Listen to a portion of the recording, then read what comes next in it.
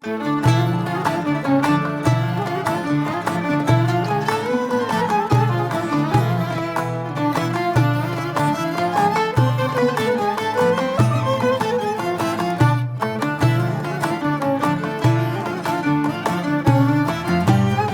φωτιές. Ετοιμάστε σούβλες και σκάρες. Μαζέψτε την παρέα σας.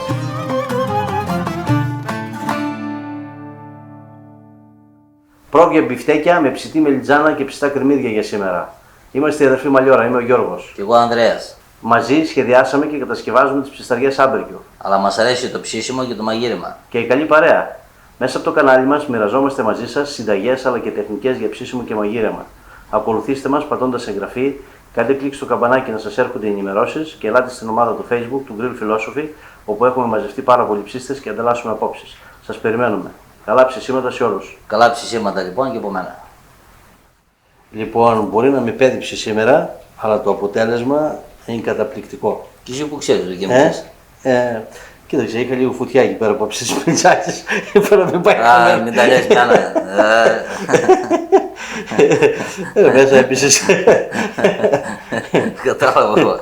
Λοιπόν, άντε να κάνεις τα τσιπουράκια, να πω δύο κουβέντες εγώ στα παιδιά εδώ πέρα και να δουν τη συνέχεια πώς έγινε το κοιμάς. Πάω για τα τσιπουράκια. Έτσι. Θα τον κάνω κι εγώ τα ίδια μετά. Τι έχω πάρει. Μέσα έπισε ο μπαγάσας. Λοιπόν, όντως δοκίμασα λίγο. Πάμε να δούμε όλη τη διαδικασία, γιατί έχει ενδιαφέρον και από το κόψιμο του κιμά, που από τότε που δοκίμασα αυτό το κόψιμο δεν το αλλάζω, αλλά και πώς βάλαμε την ψητή μελιτζάνα, τα ψητά κρεμμύδια και όλη τη διαδικασία για να φτάσουμε σε αυτό το αποτέλεσμα. Πάμε να τα δούμε όλα αυτά, γιατί συνέβησαν μερικές ώρες πριν. Λοιπόν, είμαστε 4-5 ώρες πριν τα ψησίματά μας για να ετοιμάσω εγώ τον κιμά. Πριν σας πω πώς ετοίμασα τον κιμά, θα σας πω μόνο ότι μαζί με το λίπος του είναι 2 κιλά και 200 γραμμάρια συνολικά και το λίπος είναι 25%. Για αυτή την ποσότητα του κιμά θα βάλουμε 4 γραμμάρια πιπέρι μαύρο. Είναι βασικό το πιπέρι. 3 γραμμάρια κόλιανδρος. 3 γραμμάρια κίμινο και 3 γραμμάρια σουμάκ. Ένα εξαιρετικό μπαχαρικό που δίνει ιδιαίτερη γεύση, κυρίως σε μοσχάρια και σε πρόβατα. Όλα αυτά θα τα χτυπήσουμε στο βουδί για να βγάλουν το άρωμά τους.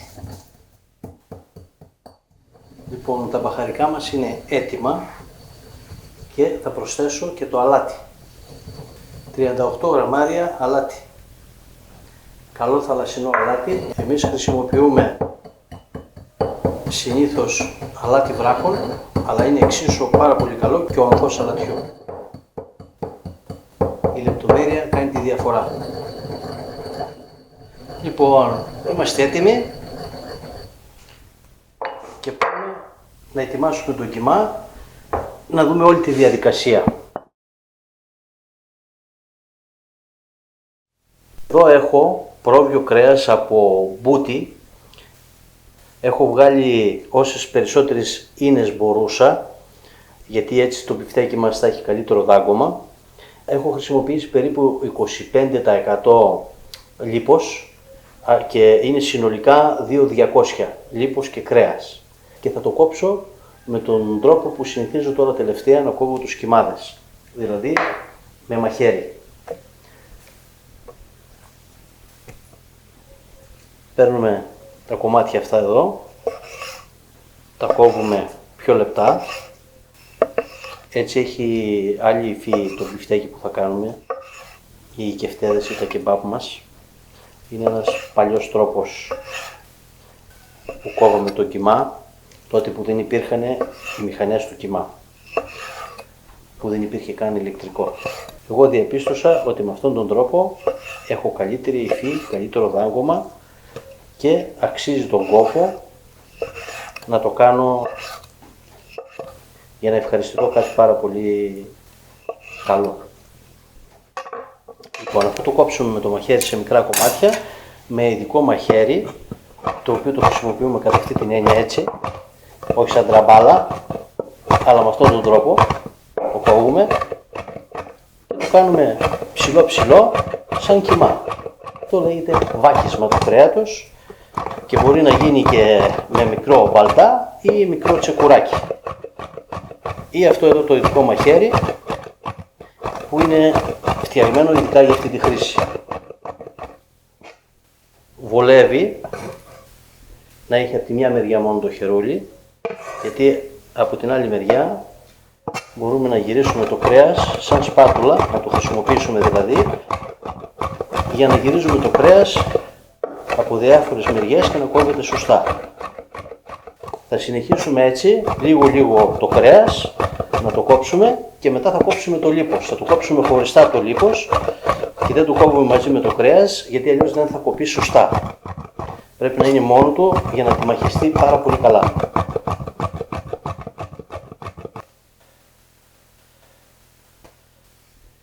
Θα σας δείξω τώρα πώς μπορείτε να κόψετε και το λίπος. Με τον ίδιο τρόπο βέβαια.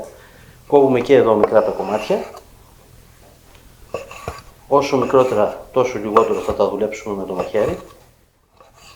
Λοιπόν, και αυτά με τον ίδιο τρόπο. Θα βάλουμε και λίγο περισσότερη ποσότητα. Με τον ίδιο τρόπο θα τα κόψουμε. Μπορούμε να το κόψουμε και σταδιακά, να το κόψουμε στο τέλος. Να κόβουμε μία ποσότητα κρέατος, μία ποσότητα λίπους και να τα ενώνουμε.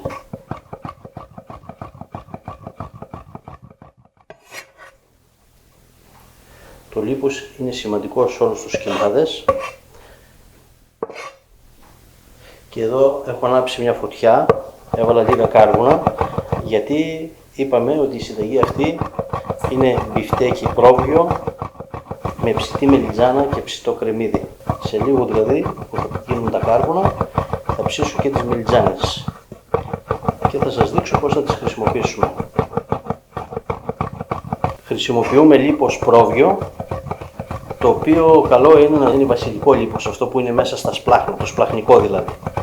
Είναι καθαρό λίπος και γλυκό και βασικά δεν έχει τις ίνες ή την πέτσα που έχει το εξωτερικό λίπος, που αν χρησιμοποιήσετε τέτοιο λίπος καλό είναι να βγάλετε εκείνη τη μεμβράνη που τα σκεπάζει, γιατί αλλιώς θα τη βρείτε την ώρα που θα μασάτε το μπιφτέκι, όπως και κάθε ίνα που υπάρχει στο κρέας. Λοιπόν, έτοιμο. Πάει και αυτό να ενωθεί με το υπόλοιπο κρεατάκι. Και συνεχίζουμε με αυτόν τον τρόπο μέχρι να το κόψουμε όλο.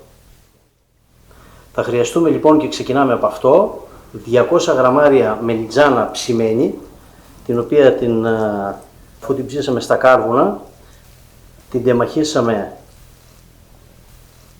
και την κάναμε πολτό με το μαχαίρι. Το ίδιο έγινε και με το κρεμμύδι, που είναι και αυτό 200 γραμμάρια ψημένο.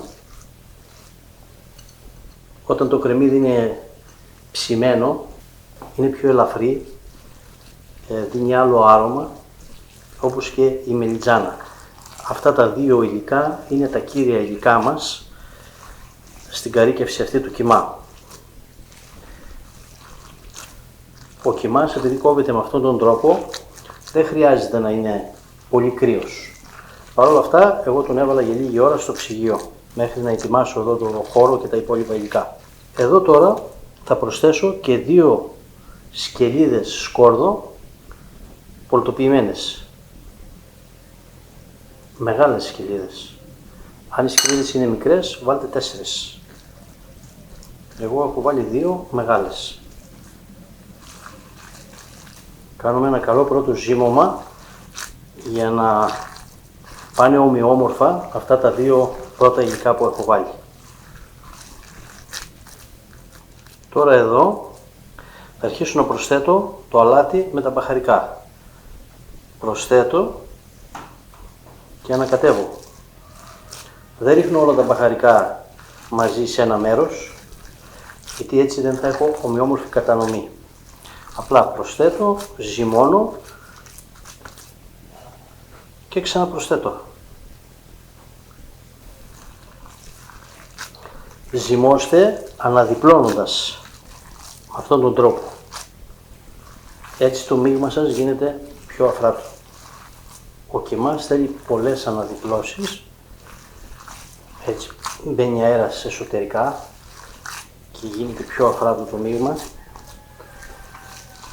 Καλό είναι να μην ζυμώνουμε κατά αυτόν τον τρόπο δηλαδή, αλλά κατά αυτόν.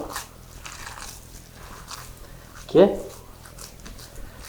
το τελευταίο μας υλικό που είναι τυρί κατσικίσιο σκληρό. 200 γραμμάρια και εδώ, 220 για την ακρίβεια, και το έχω τρίψει στον τρίφτη, στο χοντρό μέρος του τρίφτη.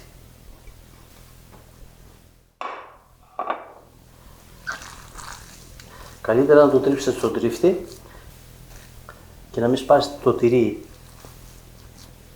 σε χοντρά κομμάτια. Εδώ σε αυτή τη συνταγή το θέλουμε το τυρί τριμμένο και να είναι και κατσικίσιο και σκληρό. Εάν ο κιμάς σας είναι πολύ μαλακός, τότε μπορεί να μπει λίγη φρυγανιά. Εάν δεν είναι μαλακός και είναι περίπου σε αυτή την υφή που έχω εγώ τώρα, δεν χρειάζεται. Λοιπόν, είμαστε έτοιμοι στο ψυγείο για 4-5 ώρες και 24 ώρα να μείνει ακόμα καλύτερα. Να μείνει 24 ώρα θα ψάχνουμε να βρούμε τον Ανδρέα.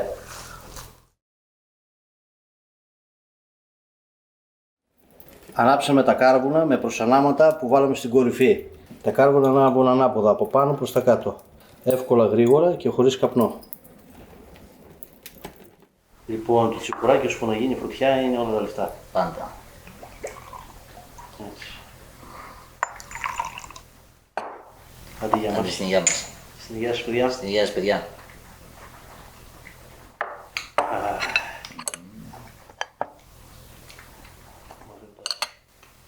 Τραβιέται τώρα που έχει ματιάτικα. Μας ανοίξει και τον Άρεξη. Είμαστε έτοιμοι. Έχω κάνει μπιφτέκια σε στρογγυλό σχήμα 120 γραμμαρίων και σε μακρόστινο σχήμα γιατί μας βολεύουν στο γύρισμα. Με αυτά θα κάνουμε μπεργκεράκια μικρά με πιτούλες και θα κάνουμε και σουβλιστά μαζί με μελιτζάνα ψητή, τσακώνικη όπως βλέπετε. Λοιπόν, άφησες τίποτα? Καλές είναι τη δουλειά σας. Λοιπόν, αυτά. Κάναμε 4 κοντοσούβλια, μελιτζάνα κιμάς και πτεδάκι δηλαδή, 35 γραμμάρια αυτό, 120 γραμμάρια αυτά. Εμείς τα ζυγίζουμε για να μην μαλώνουμε. Λοιπόν, μόλις γίνει φωτιά, ξεκινάει το ψήσιμο.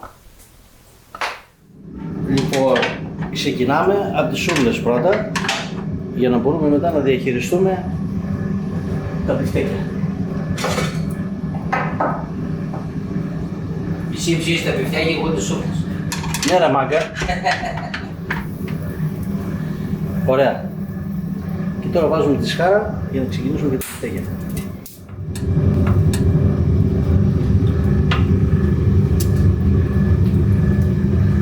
Να βάλω και εγώ το τελευταίο εδώ πέρα.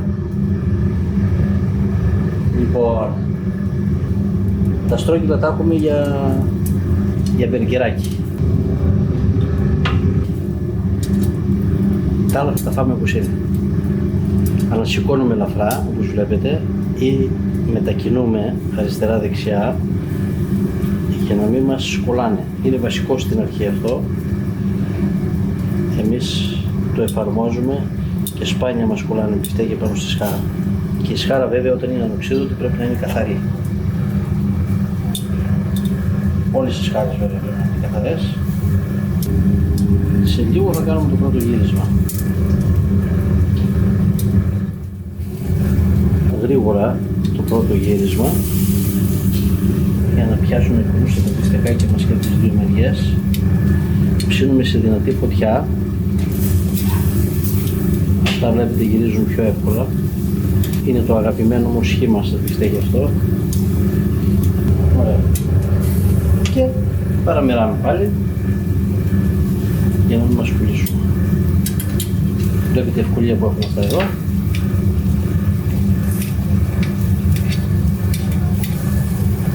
Το αγαπημένο μας ψήσιμο είναι εδώ. Εδώ.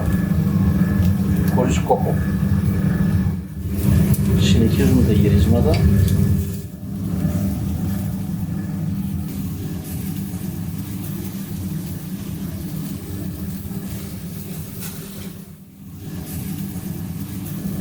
Τα μπιφτέκια θα τα βγάλουμε στους 75 βαθμούς. Τώρα ελέγχουμε πριν γυρίσουμε.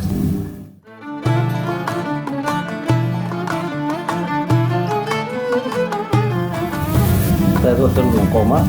Πρέπει να μαλακώσει η μελιτζάνα. Τότε θα είναι έτοιμα και τα κεφτεδάκια. Τώρα και να μην τα ανασηκώσουμε, δεν έχουν πρόβλημα, δεν θα πουλήσουν. Αλλά καλό είναι πάντα να τα πειράζουμε λίγο.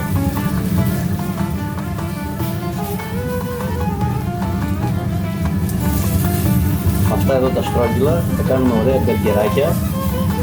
Έχουμε κάνει μια καταπληκτική σως που θα ταιριάζει πάρα πολύ εδώ. Και φυσικά το τυράκι που θα συνοδεύσει τα μπέργκερ είναι έκπληξη.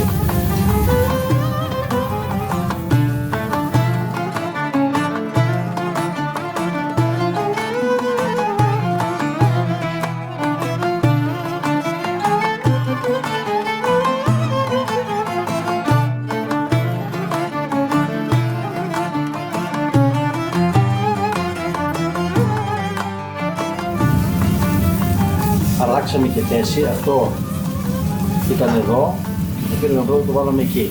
Και εδώ βάλαμε το άλλο που ήταν λίγο πιο καλά ψημένο. Γιατί η φωτιά δεν είναι πάντα η ίδια σε όλο το μήκος της χάρας. Και καλό είναι όταν βλέπετε ότι κάποιο μπιφτεκάκι υστερεί στο ψήσιμο σε σχέση με κάποια άλλα, αλλάζετε θέση. Το ίδιο κάνουμε και εδώ. Εδώ αρχίζουν το μαλακώνουν οι λιζάνες.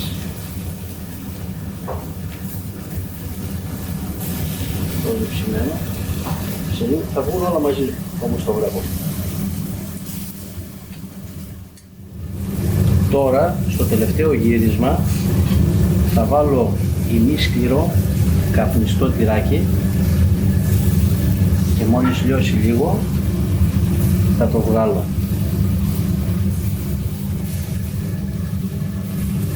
Έτσι. Είναι λίγο ακόμα. Το βγάζω. Θα λιώσει κι άλλο γιατί το μπιφτέκι μας είναι ζεστό. Συνεχίζουμε τα γυρίσματα. Και εδώ τώρα θα ψήσουμε δύο κουτούλες. Μπεργκεράκια με μικρές πίτες γύρω. Είναι έτοιμες πίτες. Θα μπορούσαμε να φτιάξουμε και εμείς μικρές πιτούλες. Κάποια στιγμή θα σας δείξουμε μια ζύμη για τέτοιες πίτες, αλλά το εύκολο είναι αυτό. Δεν είναι έτοιμη.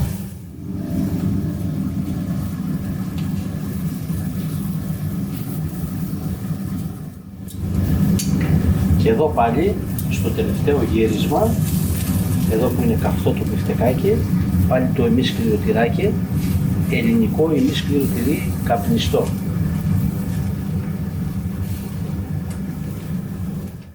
Άρα μπαγάσαμε τι άντουσε σήμερα. Εγώ δεν το έκανα στα τσίπρα και νομίζω. Πάει τι το έπιες. Εδώ και εγώ θα σε επιδιάψεις τώρα. Θα περιμένω στα ξύπνουδε. Ξυπνούδα τέτοια. Δεν και τώρα δες. Ναι, αλλά αυτό τρώγεται μαζί με τη μελιτζάνα. Και όμως. Δεν ψήθηκε.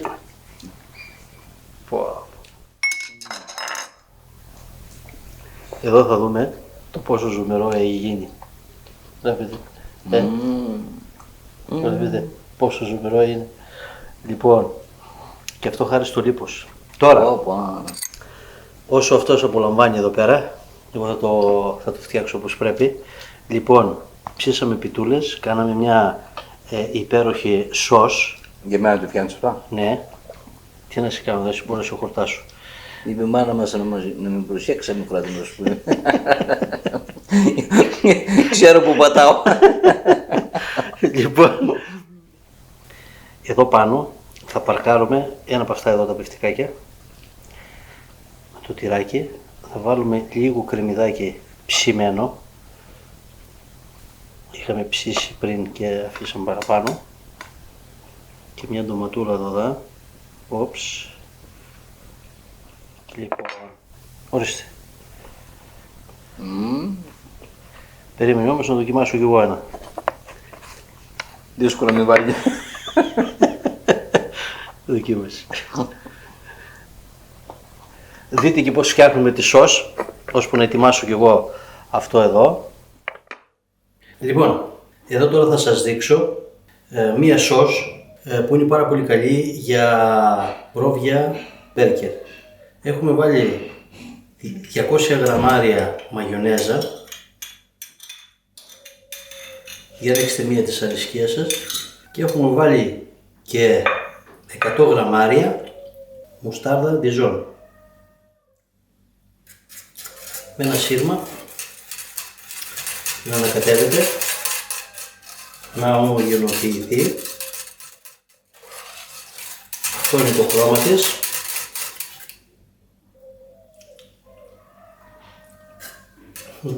Και η γεύση της είναι απίθανη. Απλή στην Παρασκευή, σούπερ στη γεύση.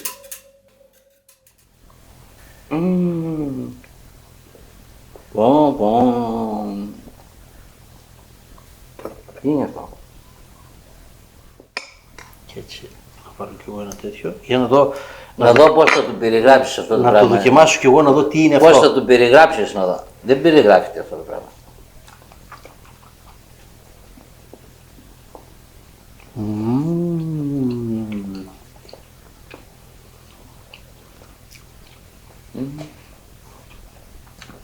Μπορώ να πω το καλύτερο μπιφτέκι που έχουν φτιάξει. Πρόβιο.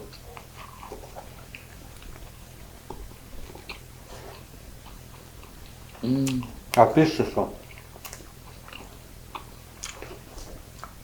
Και η σως ακόμα καλύτερη.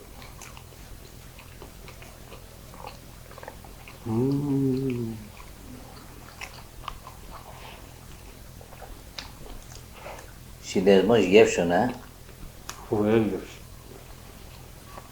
Και αυτό το τυράκι του κάτσε πάρα πολύ καλά. Εγώ θα δοκιμάσω και ένα τέτοιο. Μαζί με τη μελιτζάνα. Να βάλω μια μελιτζάνα εδώ μέσα.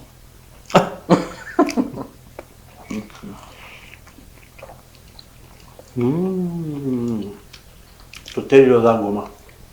Δοκίμασε αυτό, έτσι όπως το έχω εγώ. Ακόμα να έχω δοκιμάσει το πιο ώρα.